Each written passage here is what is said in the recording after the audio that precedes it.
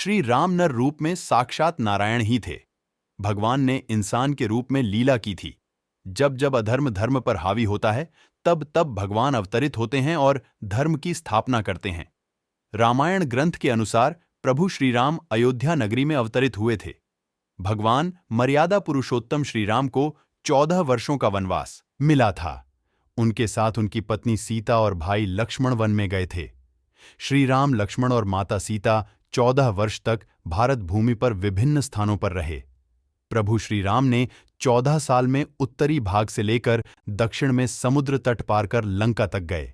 प्रभु श्री राम वनवास काल में कई ऋषि मुनियों से शिक्षा और विद्या ग्रहण की, तपस्या की और भारत के आदिवासी, वनवासी और तमाम तरह के भारतीय समाज को संगठित कर उन्हें धर्म के मार्ग पर चलाया।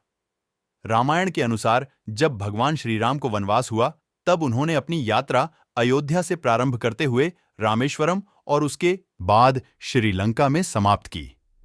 इतिहासकार और पुरातत्वशास्त्री अनुसंधानकर्ताओं ने श्री राम और सीता के जीवन की घटनाओं से जुड़े ऐसे 200 से भी अधिक स्थानों का पता लगाया है, जहां आज भी तत्संबंधी स्मारक स्थल विद्यमान हैं, जहां श्री राम और सीता रुके या रहे थे। केवट प्रसंग: अयोध्या में श्री राम को जब वनवास हुआ तो वे सबसे पहले तमसा नदी पहुंचे, जो अयोध्या से 20 किमी दूर है।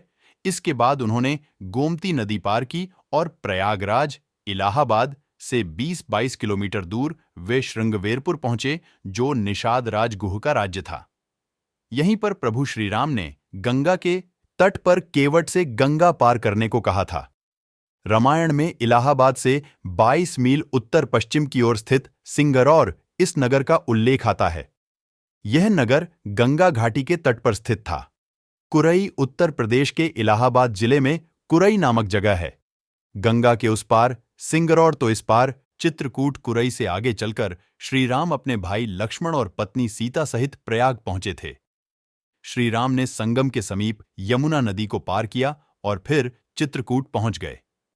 चित्रकूट वह स्थान है जहां राम को मनाने के लिए भरत अपनी सेना के साथ पहुंचे थे। अत्रि ऋषि का आश्रम मध्य प्रदेश स्थित चित्रकूट के पास ही सतना में अत्रि ऋषि का आश्रम था।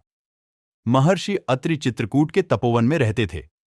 वहां श्री राम ने कुछ वक्त बिताया। अत्रि ऋषि की पत्नी का नाम है अनुसुईया, जो दक्ष प्रजापति की 24 कन्याओं में से एक थी। चित्रकूट की मंदाकिनी, गुप्त गोदावरी, छोटी पहाड़ियां, कंदराओं आदि से निकलकर भगवान राम घने जंगलों में पहुंचे। दंडकारण्य अत्रि ऋषि के आश्रम में कुछ दिन रुकने के बाद श्री राम ने मध्य प्रदेश और छत्तीसगढ़ के घने जंगलों को अपना आश्रय स्थल बनाया। यहीं पर राम ने अपना वनवास काटा था। यहां वे लगभग 10 वर्षों से भी अधिक समय तक रहे थे। दंडक राक्षस के कारण इसका नाम दंडकारण्य पड़ा। यहां रामायण काल में रावण के सहयोगी बाणासुर का राज्य था। यह क्षेत्र आजकल दंतेवाड़ा के नाम से जाना जाता है। मध्य प्रदेश के सतना अत्रि आश्रम से भगवान श्री राम मध्य प्रदेश के सतना पहुंचे, जहां रामवन है। मध्य प्रदेश और छत्तीसगढ़ क्षेत्रों में नर्मदा व महानदी नदियों के किनारे 10 वर्षों तक उन्होंने कई ऋषि आश्रमों का भ्रमण किया।